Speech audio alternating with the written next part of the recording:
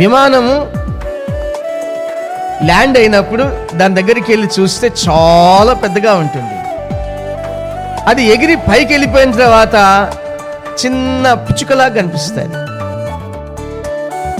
కొన్నిసార్లు మనకు అవకాశం దొరికినప్పుడు అదే విమానంలో మనం ఎక్కి కూర్చొని దాంతో పాటు ఎగిరిపోతున్నాం.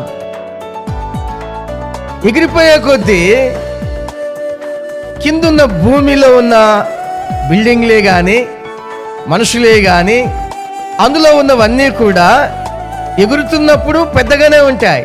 ఎగిరిపోతూ ఉండగా వెళ్తూ ఉంటే కిందున్నవి చిన్నగా మారిపోతాయి, చిన్నగా అవుతాయి. అంటే అవి చిన్నగా అవుతాయని కాదు, అవి ఏ సైజులో ఉన్నాయో అయ్యే సైజులో ఉంటాయి, అదే సైజులో ఉంటాయి.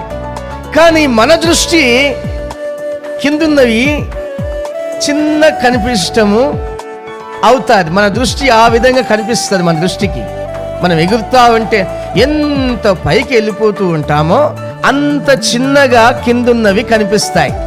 చివరికి భూమి కూడా చిన్నగా అయిపోతుంది. అవి చిన్నగా అయితాయా? కావు. మన దృష్టి వాటి మీద ఉంచినప్పుడు అవి చాలా చిన్నగా కనిపిస్తాయి. మనము ఏ లెవెల్లో ఉన్నాం? హై లెవెల్లో ఉన్నాం. ఉన్నతమైన స్థాయికి, శిఖరానికి ఎక్కిపోయాం. మేఘాల్లో నివాసం చేస్తున్నాం. మేఘ ప్రయాణం మనది. మన ప్రయాణం మేఘ ప్రయాణం, ఆకాశ మార్గం. కిందనవన్నీ చిన్నగా అయిపోయినాయి.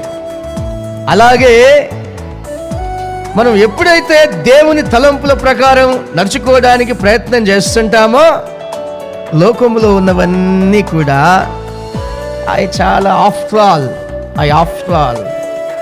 ఆయన చిన్నవి. సమస్య కానీ, లేక గొడవే కానీ, లేక కోరికలే కానీ, ఈ భూ సంబంధమైన ఏమన్నా ఉంటే అవన్నీ కూడా మనం చాలా చిన్నగా చూస్తాం. ఇవన్నీ వేస్ట్. మనం ఉండే పొజిషన్ చాలా ఎత్తులో ఉంది, పైన ఉన్నాం మనం, వాళ్ళంతా కింద ఉన్నారు. ఇది సత్య మార్గం, ఇది జీవ మార్గం. తల్లిదండ్రులు అదే కోరుకుంటున్నారు బిడ్డల దగ్గర.